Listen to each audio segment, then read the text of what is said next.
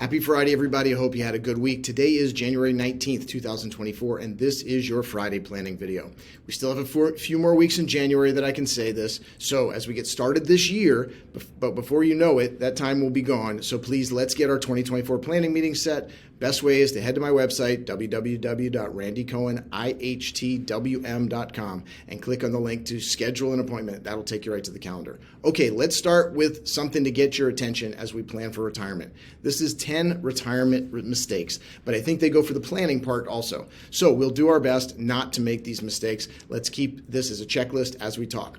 All of this is from a 2022 survey of 2,700 financial professionals by Natixis Global. Number one, at close to 50% of the people, this one makes sense in 2022, underestimating the impact of inflation. Remember, the budget you make, even if it is a loose one in retirement, it is impacted most by some of the biggest inflation items, think groceries and travel. Number two, underestimating how long you'll live. 46% of the respondents said this. This one is where we can work with two of the big items I've mentioned, and they're our focus again this year: long-term care insurance and permanent income.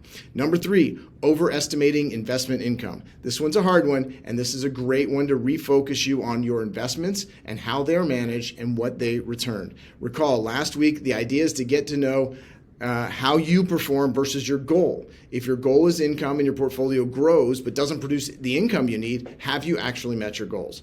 Number four, investing too conservatively. This one speaks for itself and speaks to the last three on the list that I just mentioned. This is very personal, but it does matter on the life expectancy side, inflation, and income needs. Number five, setting unrealistic return expectations. This is also a big key to success. And if you use realistic and often conservative expectations, plan for the worst and hope and work for the best. My grandfather always used to plan for the worst case scenario. This is how we can avoid this mistake.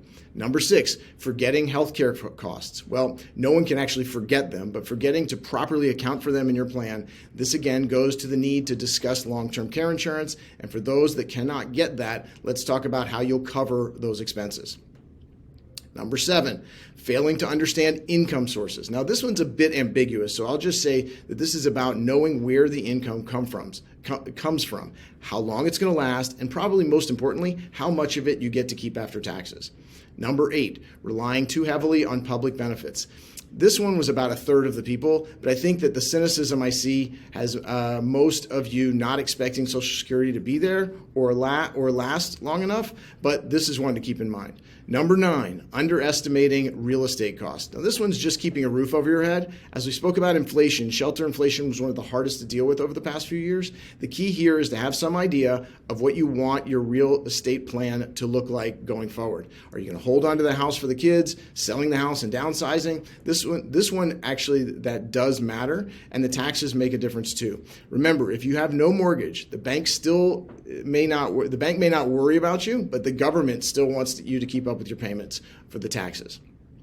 Finally, number 10, the other side of number 4 and number 5, investing too aggressively. Now, this is what I would refer to in 2024 as recency bias. And before 2022, it was a key then too. As I mentioned a lot on the Monday Market Update video, everyone on one side of the boat rarely works out well. If you think you can just ride the wave, I remind you of one of my favorite true stories from January '99, my first year back in Charleston after spending 6 years in the Midwest, here in Chicago actually. I met with a client and we discussed retirement plan for his core portfolio.